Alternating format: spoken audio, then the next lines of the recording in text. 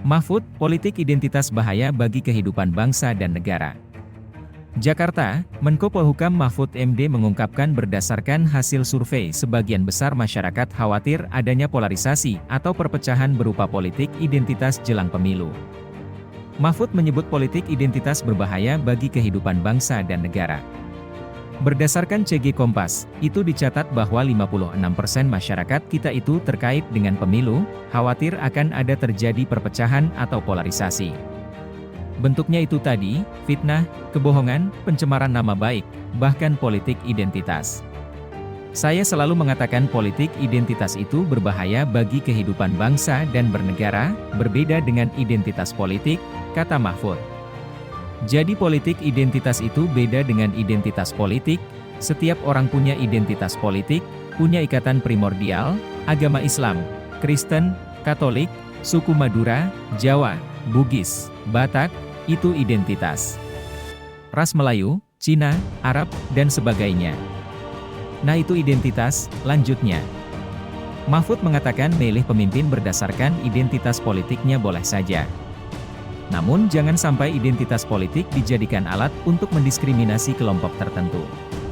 Apakah memilih berdasarkan identitas itu tidak boleh? Boleh, tetapi jangan itu menjadi hal yang utama, apalagi dijadikan alat untuk mendiskriminasi orang lain. Saya orang Jawa, sikat orang Batak, sikat orang Bugis. Begitu juga di sana di Bugis di Makassar. Saya orang Bugis, pokoknya orang pendatang di sini mari kita sikat. Dalam politik itu namanya politik identitas. Politik identitas yang menggunakan identitas politik, ucapnya. Lebih lanjut Mahfud menyampaikan pemilu merupakan ajang mencari pemimpin bukan mencari musuh. Untuk itu, dia mengingatkan jangan sampai gara-gara pemilu timbul perpecahan sampai menahun. Nah saudara sekalian, supaya diingat bahwa pemilu itu adalah mencari pemimpin bersama bukan mencari musuh.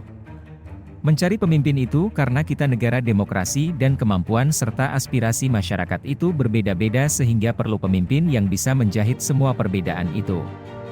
Oleh sebab itu, begitu selesai pemilu ya selesai, kita sudah memilih pemimpin, bukan yang tadinya tidak memilih seperti kita lalu dianggap musuh lalu terus menjadi oposisi yang membelah, terang Mahfud.